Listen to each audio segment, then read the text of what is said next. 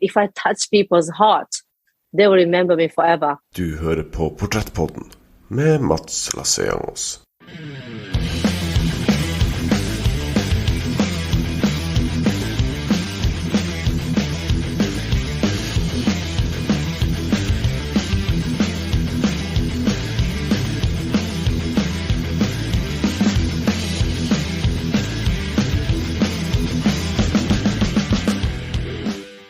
Det stemmer. Du hører på Portrettpodden, en podcast hvor jeg intervjuer mennesker som inspirerer meg, som får meg til å tenke, og som hjelper meg å forstå mer av verden jeg lever i.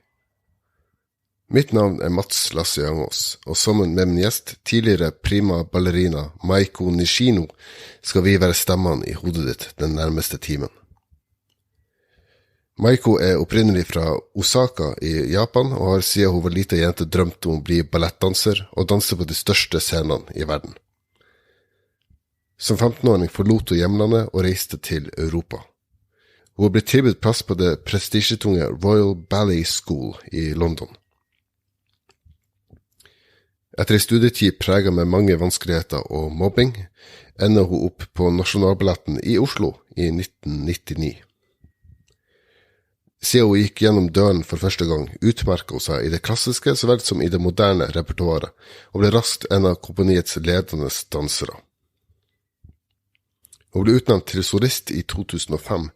Samme år mottok hun kritikerprisen for rollen som Odette/Odile i Svanesjøen, og i 2009 mottok hun den nyopprettet Tom Wilhelmsen opera- og ballettpris. Maiko har hatt en lang karriere de fleste dansere nok vil misunne henne, og har en historie som er full av stå-på-vilje, inspirasjon, kraftanstrengelser og tro på seg selv.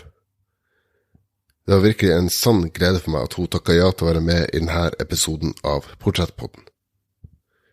Med det ønsker jeg dere riktig god fornøyelse, og her er Maiko Nishino. Maiko Nishino, thank you for being here, or should I say, konnichiwa. Konnichiwa. Great. Konnichiwa too, Matt. Yeah, thank you. A lot of people might hear your voice and know that you're originally from Japan, and most people who know your story might know that you were a prima ballerina at the Norwegian opera and ballet in Oslo before you were forced to retire at the age of 41, becoming the youngest retired person in Norway. But I wasn't forced to, which actually in the Norwegian National Ballet, we have a contract for a ballet dancer. It's actually age 41. It's retirement age. So I wasn't kind of like been told off from the boss that please get out from my house. Oh, no. That's good. But, being in Norway to actually become a pensionist at 41, yes, it's really young. But, it's really a strange feeling, but it's such a wonderful feeling to be able to actually say that I'm pensionist, because I really fulfilled all the dreams here in Norway. And I'm actually happy to be pensionist in Norway. How is it? We'll get more into your story and how you got here, but to ask a naive question maybe, but how is it then to be retired here in Norway compared to if you were still living in Japan? Yes, I think it's a very different story. I think it's firstly, like, we are so many of us in Japan. And the kind of system, it doesn't go around for every single one of you. Like, I really feel like in Norway we're so protected. And in Japan, I mean, I come from Osaka. It's like 13 million people in one city. Even though Japan is, very organized country, but those system, it doesn't go. So I know that both my parents are pensionists, and they were working in a kind of really big company. So they're kind of okay, but nothing like here in Norway. So I think my life will be completely different if I was in Japan. And I think being a woman is very different there than here. So I think for me as a person, I can explore more here. and I can even be challenged more, being actually youngest pensionist in Norway. Yes. I try to do a bit of research on Japan, and might get a few things wrong. And if I do, feel free to correct me. But the impression I have of Japan is a very male-dominated society. Yes, that's correct. Very correct. Mm. And even though I think it's like a modernized now, for sure, because it's been 26 years ago when I was there last. So, of course, when I left in 1996, things were much more different. Yeah. But I know that my mother was also a career woman, and she was working in a big whiskey company. I don't know if you drink whiskey, Mats. It's a company called Suntory whiskey. Yeah. Mm. So, she'd been working in a really like a man-dominated company, and she asked for the first woman, asked for mama permission. Mm. And the people look at her and laugh at her. Yes. Which is kind of very, that time, I know in Norway it was also maybe in 80s and 70s, it was very more like a man-dominated country here, the woman was at home. And there's still quite a lot in Japan still. So I think she got actually mama permission for 4 weeks when she had me, and she went back to work, and she wanted to say that, I don't want to give up a career because I became a mother. That I definitely follow her line there. I was the same. I mean, after giving birth to my son, after 5 months, I was on stage also. Yeah. So, we have a same kind of in the blood.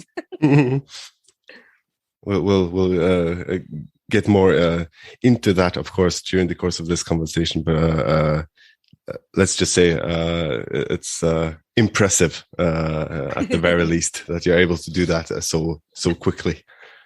But to start off with, as far as I know, Maiko means dancing child in Japanese. Yes. So was it sort of meant to be that you became a dancer? Actually, my mama didn't think so much because she's nothing to do with the dancing background. She does enjoy dancing herself, and then also like not hobby. She liked to watch different kind of dance. Even from ballet to jazz to flamenco to, she really enjoys. She just, her body have that kind of feeling of music. So she called me that, and it's not at all she put me in a ballet school or anything. So I became a dancing child, but nothing that my mother forced or anything.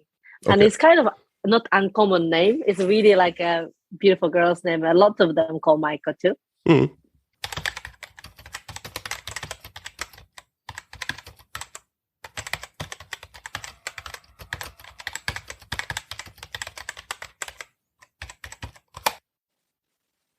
I just thought this is sort of might be stereotypical and might also be wrong. Just a thing I've heard about Japan is that it's very the system is very honor based, and you're supposed to be the best at whatever you do. So I thought maybe with such a name that you were supposed. Now, Maiko, you're supposed to be the best ballet dancer in the whole world. Don't let us down. Not actually, like I actually put a pressure on myself because I think, we're talking about all my history. I can maybe just go back a little bit. When I left Japan, I was just 15 years old, and I just graduated from junior high school. And 2 years before, when I met my teacher, he's from Switzerland, I decided to also become ballerina in Europe.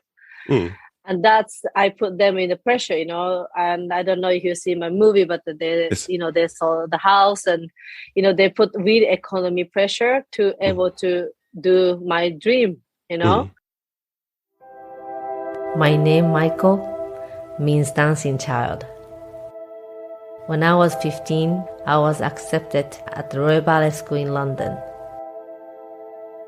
To be able to pay for my school, my parents sold the house and the car, which I could never pay them back for. Dokumentarfilmen Maiko, Dancing Child regissert av Åse Svenheim Drivenes fra 2015, følger Maiko nært i dansen og i livet gjennom flere år, i tida Maiko står midt i et brytningspunkt i livet. Å danse på toppnivå har sin pris, men Maiko inngår ingen kompromisser når det gjelder hennes egen karriere. I couldn't fail. I couldn't just come back, oh, it didn't work, mama, papa, I just have to succeed. Mm-hmm. So even though I was just growing up in Japan until 15 years old, I had that kind of mentality. Just when you just grow up there, sometimes you just have it in you. And my mother, as a really career woman, she was very driven to have some kind of thing to say, even she was a woman in a really men-dominated company. Mm. So I think I'm a really, I must say, I do look like a Japanese, and I have a very strong core being Japanese. But since like half of my life in Europe, I do feel like European too. Yes. If you go back to Japan, do you feel like a stranger, or do you still feel at home? I feel like a tourist. And also, I'm really tall in Japan. Like my family are incredibly tall, even including my brother and sister. And my brother is 190, so it's really unusual in Japan. So when I go home, I really feel like a kind of tower coming home. Yeah. But also, I love that they always have, my family is very close. We also have discussion about things. And, even my brother and sister, they all say like, I'm very naive because they left when I was really small. So all the society, what's going on in the business, what's going in the country, and I have a really strong opinion about how Japan should be. But it's not that easy. They always said it's just something is a hierarchy and the pressure. Every day they have pressure. Deliver, and dedication. But of course, I think that really made me to succeed here too, being foreigner in Norway. And I just had dedication to make that happen. And I read somewhere that when you graduated, you were asked, so Michael, what do you want to do for the rest of your life? Well, I'm going to be a ballerina in Europe. so you were very driven, at least. That was 12 years old. That was primary school graduation. Yeah. And I knew it then, Mats, I knew it. I wanted to dance. I wanted to live. I wanted the ballet to be my life. That age of 12, I knew it and I wanted. And amazing, I actually got it. Living the life I wanted. So I'm very I know it's a lot of hard work and all the really hard up and down, but I am so grateful that my parents trust me that I will be able to make it, and they support me until now. So I'm very, really grateful to have family that really supported me. It wasn't very difficult for them, for sure. Yeah, absolutely. And I've heard from people I know who are dancers, and they usually say that if you want to start with ballet, you have to start when you're 4 or 5 years old. To really start to shape your body and everything. So with you starting and getting the interest when you're around 12, how hard did you have to work in order to get to that point where you can go to London, for example, and study there? For me, I must say I was so gifted for having a wonderful ballet teachers, one female teacher and male teacher in Japan. And I met also a teacher from Switzerland. He really was the one told my Japanese teachers that you have to let Maiko out. And I think one thing that I really remember, I wanted him to see me, just not being pushing, but I wanted him to see me. If there's something he could see, there's something is in me that I could make it. And he told my teacher that I think your student really want this. And being like a Japanese, usually you don't say much how you feel. No. You're very much more shy, and I was none of it.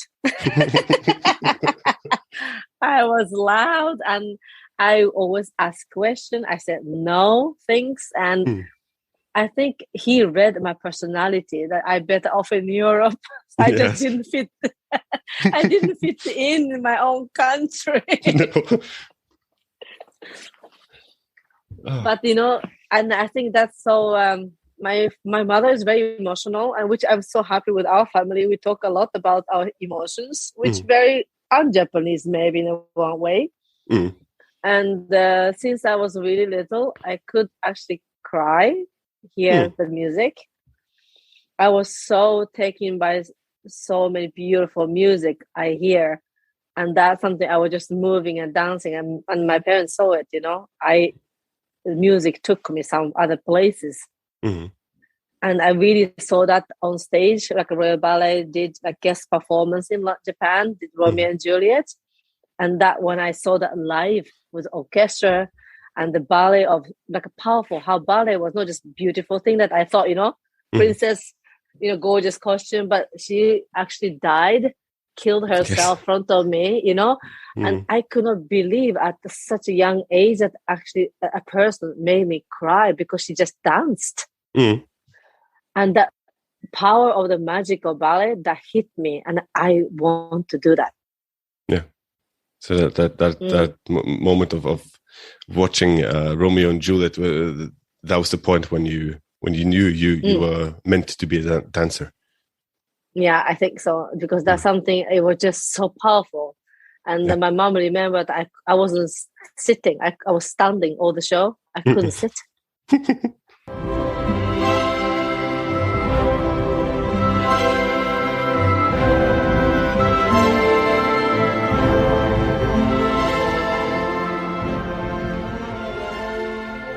De to unge elskerne fra Verona flyter langs scenen. Som ingen av dem sier noe, kjærligheten og lidenskapen mellom de to håndfast. Musikken til russiske komponisten Sergej Prokofjev later til å følge deres minste bevegelse. De svever sammen og samtidig med hverandre, som var de en enkel organisme. En større helhet hvor de enkelte bestanddelene kun kan uttrykke seg fullt og helt i den andres armer. Musikken bygger seg opp til et crescendo like før Julie hopper opp i lufta og lander grasiøst i hennes elskede Romeos armer.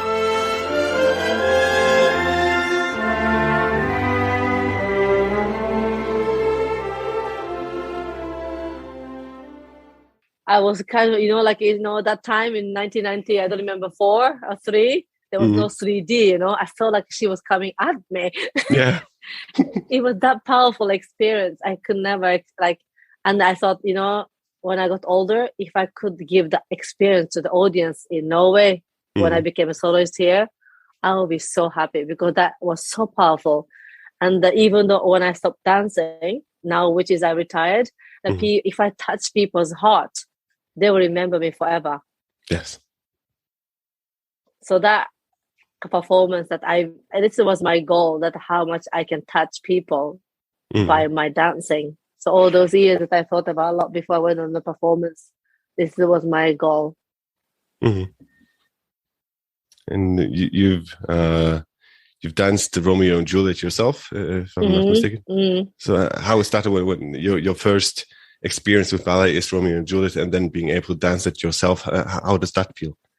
It was amazing, but you know, like, it was so hard to just actually rehearse, hear this beautiful music, and without doing any step, I just wanted to cry. You know, how beautiful music and how story can match, and it just actually, I just thinking and talking about it, I have shivers.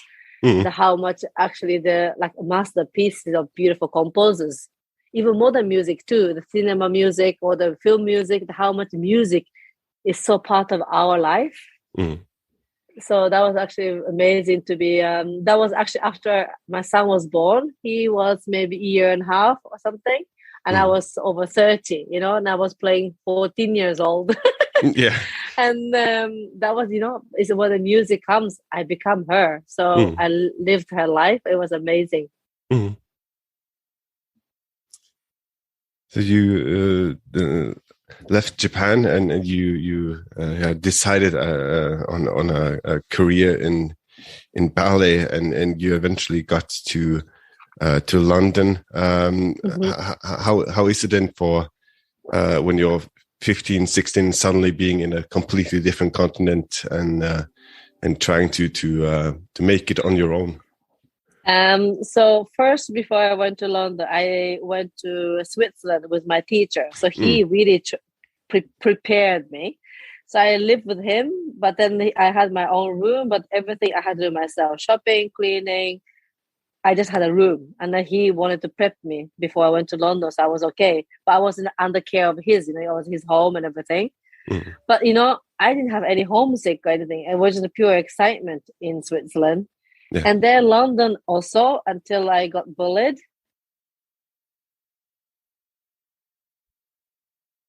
And that was a moment of reality, like, oh shit, it's ballet, it's like this also, Yeah. It was not just like my dream came true and everything was fine. And then the first time I felt the distance. I won't say the homesick. I never wanted to give up. Until now, I never wanted to give up.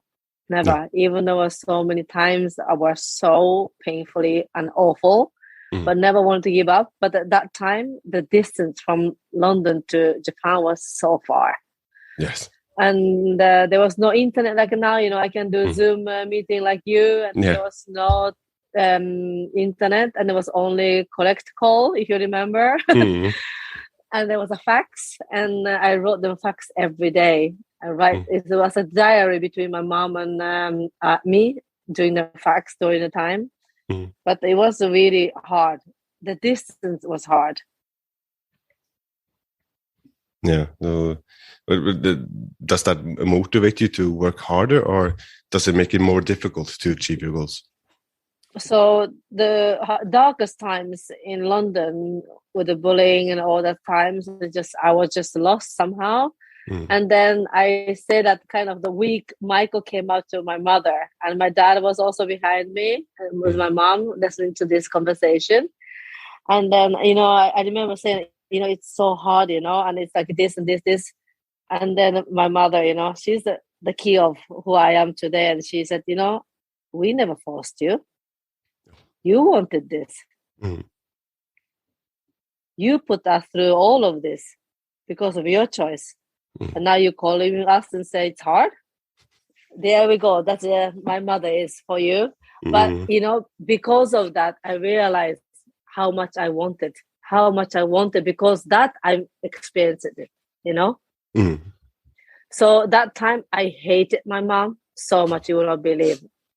And how can she just say nice things to me, And then behind her, my dad said, well, she can just come home. And then I'm like, no. And of course, the papa is probably more feeling sorry for me.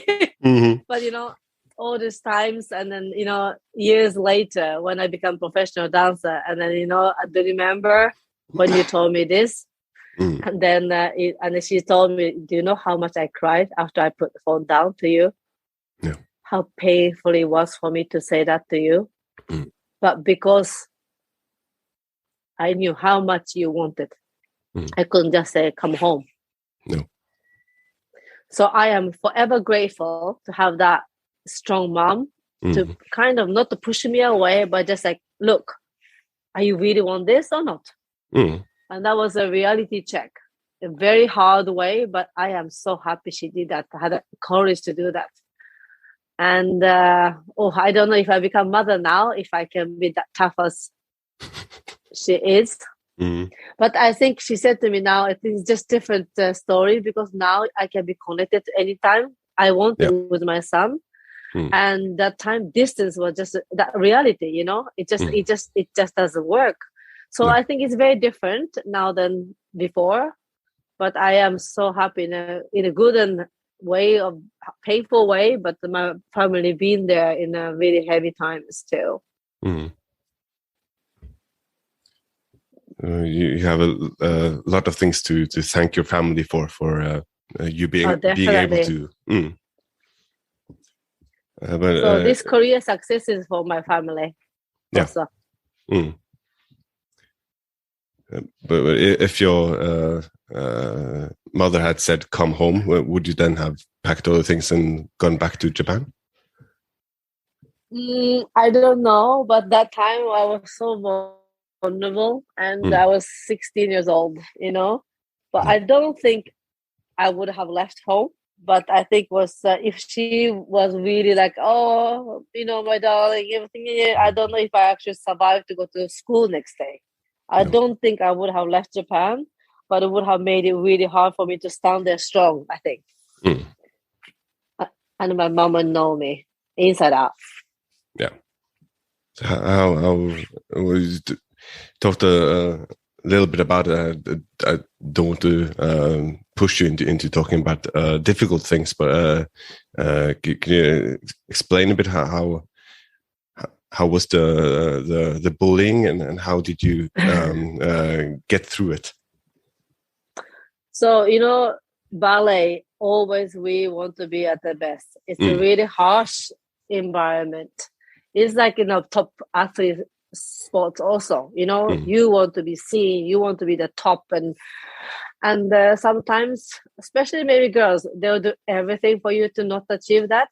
Yeah. And I think girls are much more snaky, Boys, they probably like fight each other and finish with it, and it's mentally really mess you up a bit. How they're being with you.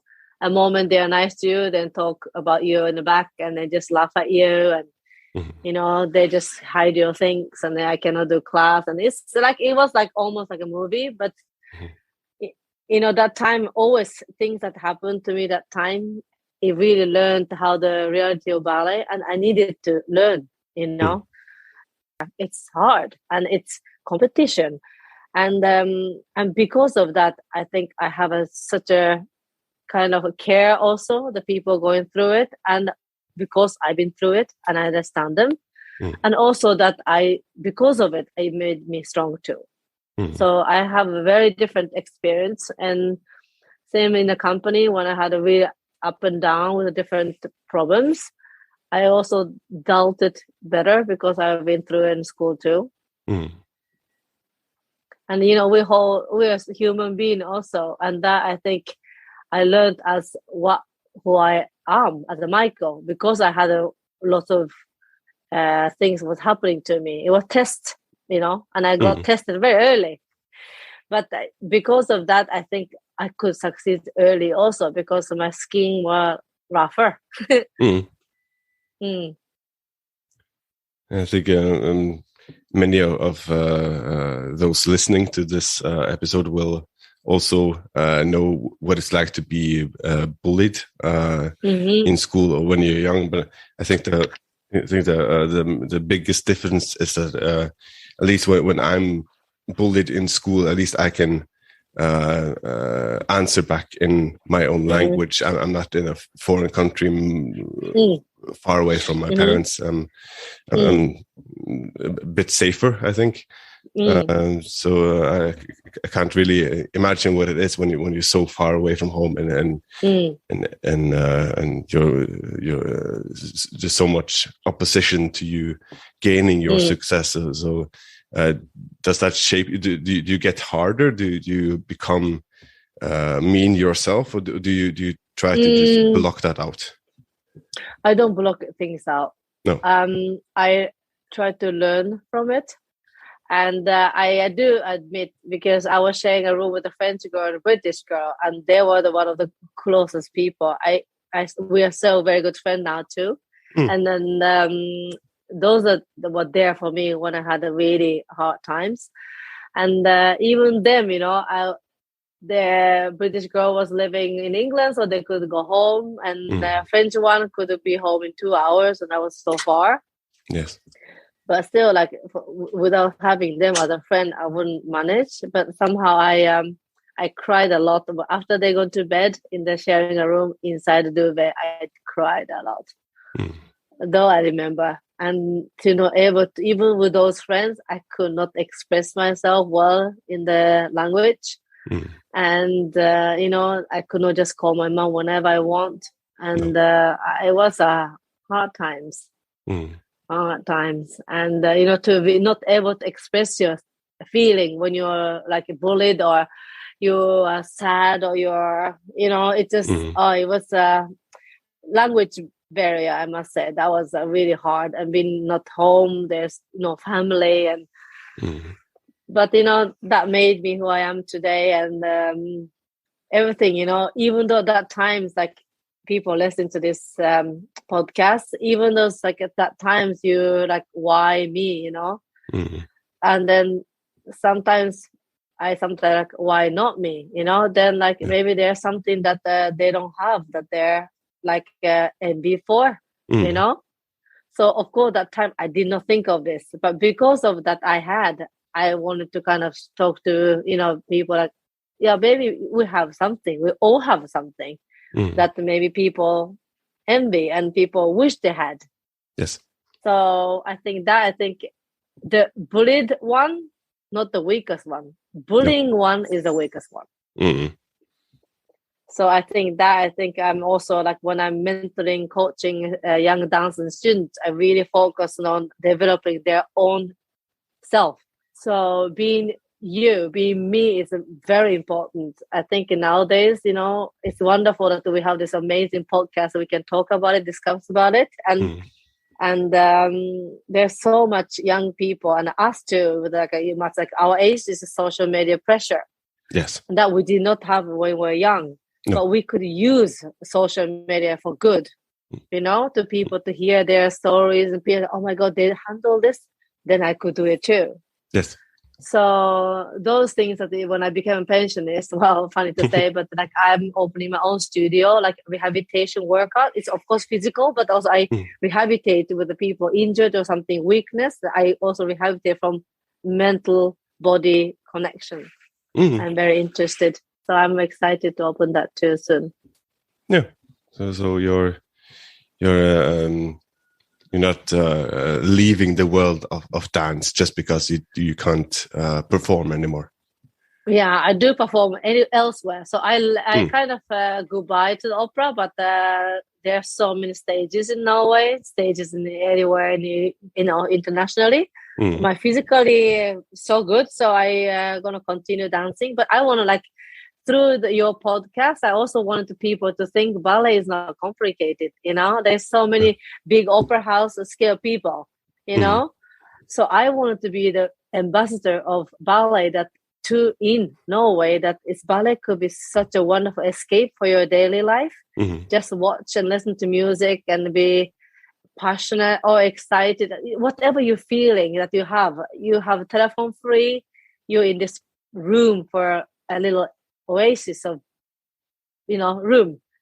So it's my another goal in Norway that I'm going to be the one introducing ballet to different people, not the opera audience only.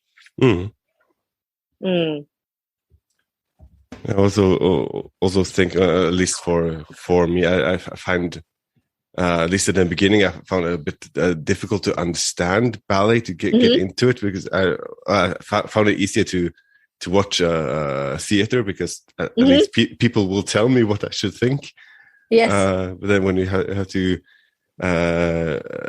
ballet is so beautiful because it's the human body, and it's the body telling a story. And so, but I think what most people don't think about too much is yes, it is beautiful, and the story is beautiful, and the dance is beautiful, but it's a lot of pain too. But I think that's why, like sometimes actually, math is one thing that I have many of my girlfriends come to see me. I invited them to see like different things. Oh, I don't know this ballet, and just come and see and give me your review. And I'm more interested to hear them review than ballet people's review. Because the ballet people always technical review. And I thought, I know that I could have been better or fucked it up, But like pure eyes are so interesting to hear. My son's review is almost interesting also. I wanted to kind of people to think about ballet like out of a kind of box feeling, So we're not very complicated. We're not fairies. We are human beings. We play fairies too sometimes, but we are human. Yes. So bringing the beauty of ballet to those who might not go to the opera every day is also important. Definitely.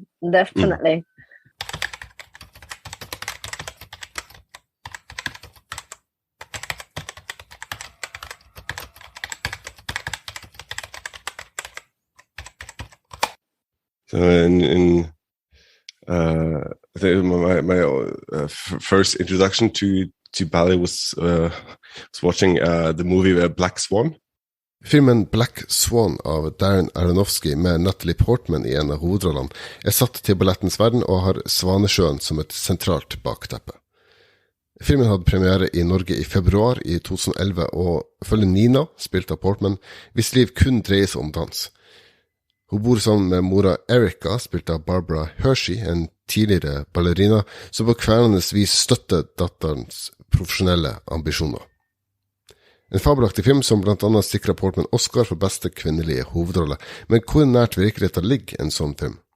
Hva tenkte for eksempel Maiko da hun så filmen? My God. But it's funny enough. I mean, there's that movie. It's like, for us, was oh my God, it's so cliche. But some of them are so true. So I was like laughing all the way. I felt so bad because I was in the movie theater here, I think, in Oslo. I see the Colosseum, huge movies. I was laughing my head off because I was like, oh, it's so embarrassing. Yeah. Oh, yeah. Yeah, that's the technical review coming in. Yes. Are you then able to watch, like for example, Black Swan or other type of ballet without thinking that plie should be better, or are you able to turn your brain off and just enjoy it? Yeah, I think so. Black Swan was a bit difficult because Natalie Portman really did her best, but I knew that it was not Natalie dancing it. That was from balletdanser. That they said, "Oh, Natalie practiced for the other to dance all the dancing." I said, "It's not true. No, it's not possible to train for like a bit and just do what she did not do it." So that's something was just like for us was like yada because it's not possible to achieve what in whatever year of ballet class she did. No. So that beside that, I didn't think about her stuff anything because it was really kind of open for ballet to people, but like a ballet movie. Mm-hmm. But I did not become a bird, though. That was the one thing. I didn't have my feather growing from my shoulder or anything. No.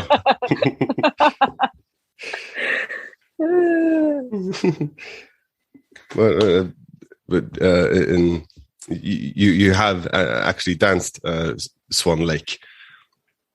So you yes. So you know how difficult it is. Yes. Mm. Very, but it's that also. For me, I love the challenges. It's really physically really hard, and but because of the ballet I did the most, that's why I picked that as a comeback after giving birth to my son. Bare 5 måneder etter å ha født sønn var hun tilbake på scenen, i en av de mest krevende ballettene, og en av dem hun liker best å fremføre, nemlig Svanesjøen. Everybody thought it was a mad thing. I was like, are you mad to do Swan Lake after giving birth? Mm-hmm. Yeah, because I know where I need to relax, where I need to push myself. I know inside out that ballet. Yeah. So everybody laughed, but I did it anyway. Yes. I think if you're going to come back to ballet at a very, very high professional level after giving birth, then why not to just pick the most difficult ballet? That's right. Yeah. Speaking of, as I touched upon, most people watching ballet might not know how hard it actually is to dance ballet at a professional level, and many of those I've talked to speak about how much pain they have, but they still go on stage and smile and dance. And What is the worst sort of pain or injury that you've had, but you still have to go on stage and perform? I've been so lucky. All those over 30-something years I've been dancing. I've been altogether maybe all my career since I was 16 now, 3 injuries, Oh, okay. And then longest away was actually I was pregnant with my son at 5 months. I was on stage doing the beautiful ballet, modern ballet, and then I went off and I came back at maybe 7 weeks after birth was finished. Yeah. So that was the longest away from actually ballet. So I haven't been off much. So I really can say that I really danced all my life. Yes. But one disgusting experience, so definitely was the top of the top, was I had an infection on my big toe. And then they have to pull that toe away. And then this is going disgusting. I tell you, it's more than black swan. And then I have to kind of inject it so it doesn't get infected there. So I had to cut my point shoes, have a little space because it was so swollen and it was so painful. So before going on stage, putting your shoes was almost like vomiting pain. Ugh. And then you just have to squeeze the little feet of yours into that little shoe, and it was so painful. You know what I did? I was banging with other foot, so it would become numb. Yes, why not? So this is what we do as a ballerina. Yeah, but it's like painful, like shit. But when music on, lights on, I run on stage. No pain. No pain. It's incredible how the adrenaline kicks you in. The focus is not a pain. It's a focus, a performance.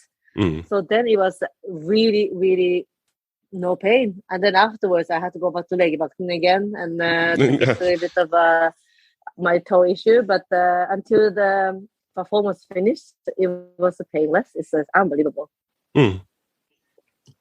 I could never imagine having an infection in my toe and then standing on my toes for 3 hours. Yeah, there we go. Oh, you're stronger than I am. Strong or crazy? I think my dad always said, "You are insane." I'm close to that. I think. I know. I'm a bit crazy. I always say. Well, some people might say crazy. I'll try to be a bit more polite and say it's inspirational that you're able to travel. You're so very nice. I try my best to be nice to all my guests. But I know in your head you think, "Oh my gosh, she's crazy," but that's fine because I'm well known as I'm crazy ballerina here, so it's all right. I think it, but I don't have to say it. It's okay. It's what the mind does. Yeah. No problem. Good. Because I was thinking it might sound a bit, at least to me, it does sound a bit crazy going to the other end of the world, going from Japan, ending up in Norway. That's also crazy. Yes, and then being a prima ballerina and going through that career and being on the top of your career for so long, and then so leaving your life in Japan when you're 15. So how is this sometime when you think I'm really missing home, but I have to stay here in Norway, for example, and dance? No one forced me. I never have that I have to, because I made that choice. So never felt that I have to stay and succeed. If I wanted to leave, I would have left. And I love what I do, and I love being here, and I have a beautiful life and colleague and friends, and so I don't feel actually sorry for myself, because I made that decision. You know what I mean?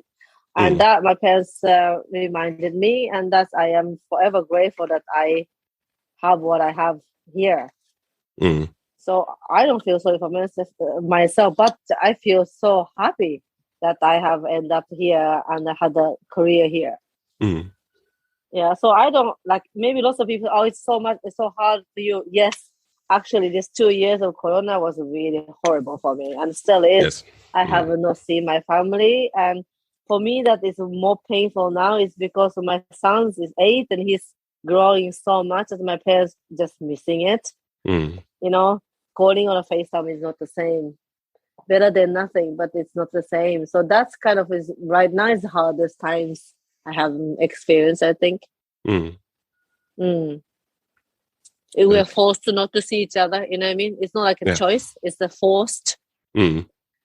So I hope world will come down a little bit, that it's not going to be normal again. It will be strange normal. We will get used to it, but just hope that it's make a little bit more easier to be able to together with the family. That's my biggest wish right now. Yeah. But I feel not sorry for myself. I'm far away from home because the quality of life I have lived all these 26 years, and I would not have that if I was in Japan. I know that in my heart.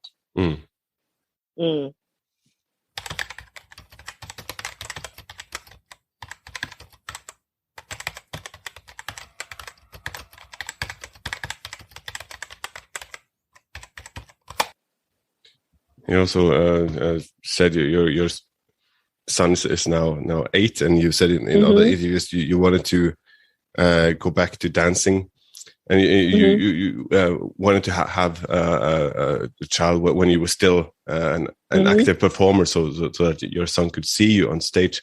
I think all children are proud of their parents, but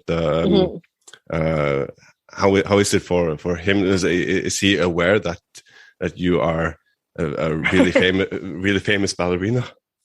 Yeah, he knows. He knows, but I think he's very proud of me. But one thing is that just like it's not about me big star. I mean, I've been carrying a company for so many years, but still for me that I want him to see on his own eye that I have left my home country for this. It's been my life, and I have this is part of me. It's not, like, yes, I'm a mother, I'm a wife, I'm a friend, but ballet is also part of my life. It's not a job. No. So that one thing that I really, really my wish that my son could see me. And and the Corona time was really eye-opening for me because I had to train at home. And I was really it made a schedule that he could do his schooling. But then I said, I need to do mama's schooling too. I had to dedication. I had to train myself. So he could see that I need my time to train, and he could not come and take time from me. We had a play day, lunch date, but those 2 hours and 3 hours I had to do that, it was mama time. And that I told him that this is something that I have to do to deliver who I am in the company. So I think it was really good because he just not to see me just on stage being beautiful and the audience applauding for me, that she saw my work. I was so dedicated. And he was old enough to understand it. And he joined me in some kind of crazy workout I do, and he was joining me also, we had actually really first lockdown. We really found each other, time together, home together, eating lunch together. It was actually really, really nice times. So. It was some positive came out of the Corona pandemic. Yeah, definitely. And but the opposite of it, my husband was only if you can work at opera, fixing everything. He was a superhero of Corona at opera. So he was working 12 hours a day, and then I felt really terrible because he did not have any time home. No. But having him in my life, it's also made it possible for sure. What I could do it every day here is because of he's been one of the best partner I could imagine. Yeah. Hei, liker du det du hører så langt? Visste du at du kan støtte det arbeidet som ligger bak hver episode av Portrettpodden ved å kjøpe en kaffe på buymeacoffee.com/portrettpodden. Altså www.buymeacoffee.com/portrettpodden. Det er kun en kopp kaffe, men det betyr utrolig mye. Og nå, tilbake til Maiko Nishino. If like we said, he's now 8, so in 7 years he will be the same age when you left Japan. So if he suddenly says, Mom, I want... Oh, no. No. I do have a fear, though. I do have a fear. And then, he have half of me in there also. He could be also fearless and just want to go. I think I would have kind of understand, but he had to be really wanted. He cannot just like, I want to just go somewhere. No. Yeah. But I think my husband will have a hard time. His family, they always had my parents, and also his parents had always him at home, They never have to let any of their son go. No. And he never have to leave home. So I think for them will be, I think it's very difficult. Yeah. I think more than me. Yeah. You would at least understand how it is. I think so. But then I probably cry like a baby, Yeah, of course. It's a baby going away. You know what I mean? And then also, then I think my husband will come for me. He's going to be all right, I'm going to be a dramatic mother. I just see it. Yeah. Speaking of motherhood, I see the time is running out here. But you said that after you gave birth, you came back to Swan Lake. I'm not an expert on that ballet, but do you dance in another way when you became a mother as before you? Yeah, definitely. Stronger than ever. Oh yeah. It's the power of mommy. I think it just I have, because of the ballet. Like I told you before, it's very familiar with that ballet. But I felt so strong. I felt so strong. I just don't know. Even myself, I don't know how I did it. Giving milk to him. And then I was like, all my food went to him. I was still breastfeeding, but I remember the moment of the rehearsal. It's in that movie also. I felt like a home.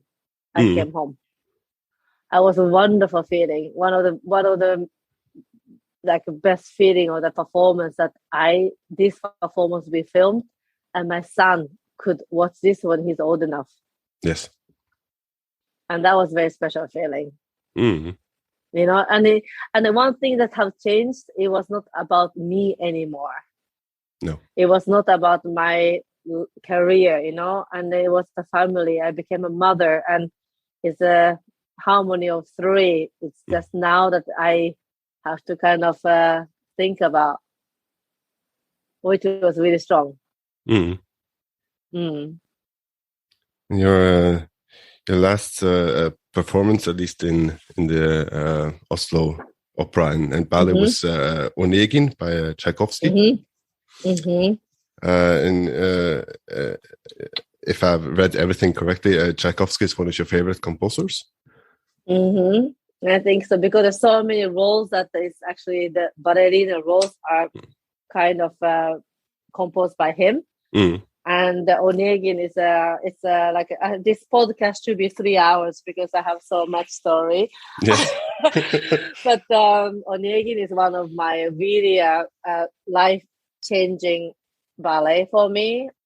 Den tidløse kjærlighetstragedien Onegin, basert på Alexander Pushkins roman Eugene Onegin, forteller historien om den selvopptatte dandyen Onegin som faller for den unge, kanskje litt naive Tatiana.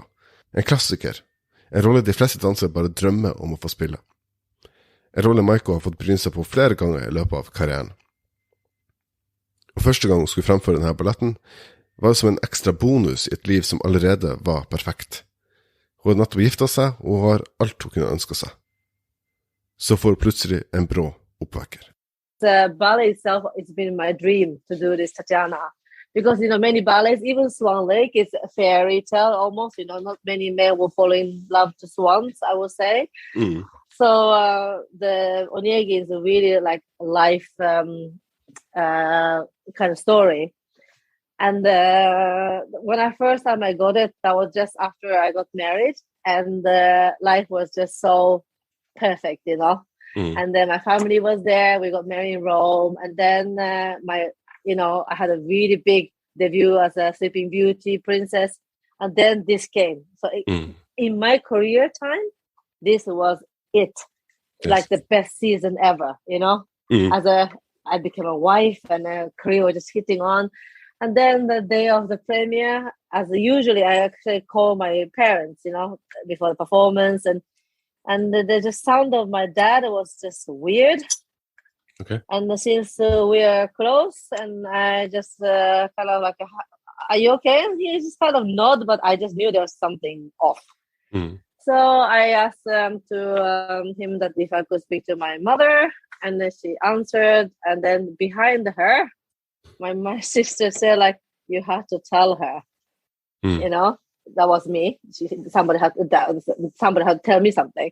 And then I knew there was something not positive thing that they would tell me. So Mama took the telephone and she told me she was going to operate cancer next day. And she knew it already at the wedding that she had a breast cancer. And she didn't dare to tell me because it was on my wedding day. Yes. And she was going to tell me after the operation, that my premiere was finished. Since I just called and then they told me that. So it was really, for me, the first time I never, you asked me if I never wanted to give up, never. But that show, I wanted to leave everything behind. I wanted to go to Japan. Yeah. That was the only time. And my mother said that, if you fly now, I will be in operation room anyway. And the one thing you could do for me was to dance to your main role. And then I did. Yes. And that I know that I changed something in me as an artist, that show. Because I was so emotional inside me. And I gave everything I think I felt in that show. And I know that my ex-director was talking about it. I have never, ever danced like that before. No. Yeah. So that was why I think I am... this performance is very special in every way. Yes. Last question: is there anything from your career when you look back and looking forward for the rest of your working life? Is there any one memory you bring with you? One role that I would love to do that just one more time. One more time, I really wanted to do. That was, supposed to be. It was not the Corona. It was not the strike. I was supposed to end with Tatiana. Yeah. Okay. So that was my retirement performance in September, and it didn't happen. No. So if it's a time I can make that time go back, that ballet I would like to do it again.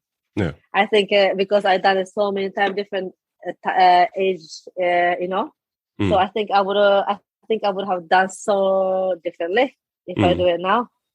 Yeah. So that ballet I would love to. And I think Swan Lake, I graduated myself in 2018.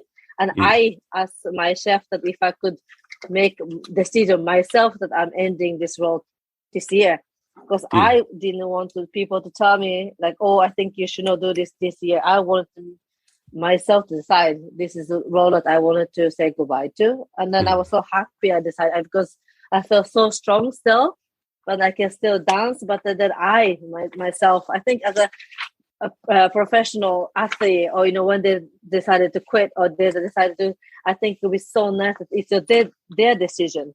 It's not because of age or because of the capacity of you that's losing, or or like all the other people, audience, are thinking, oh gosh, you should have stopped yesterday, and that's kind of, as an artist, I think it's really have that pressure always.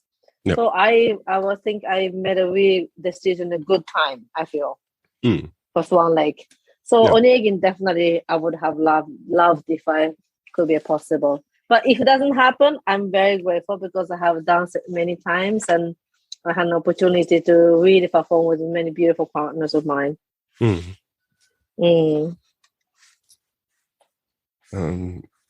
Maiko Nishino, it's been a huge pleasure to have you as a guest on this podcast and learn a bit more about you and about your career. And so just remains for me to say thank you very much for agreeing to be a part of this podcast. Thank you so much for having me. Du har hørt på en episode av Portrettpodden med meg, Mats Lasse-Jangås, og min gjest i denne episoden var Prima Ballerina Maiko Nishino. Min takk til Maiko for at hun tok seg tid til å være gjest i denne episoden, og min takk til alle dere som har hørt på. Har du gjort noen tanker underveis? Har du ris eller ros eller tips du ønsker å komme, så kan du rette til Portrettpodden sine Facebook-sider, eller på e-post til portrettpodden@gmail.com. Du kan også finne Portrettpodden på Instagram, og du kan støtte det arbeidet som ligger bak hver episode av denne podcasten ved å kjøpe en kaffe på buymeacoffee.com/portrettpodden. Alle lydklippene i denne episoden benyttet i henhold til sitatrett. Portrettpodden arbeider i henhold til Vær varsom-plakatens regler for god presseskikk. Takk for at nettopp du hørte på, og vi høres snart igjen.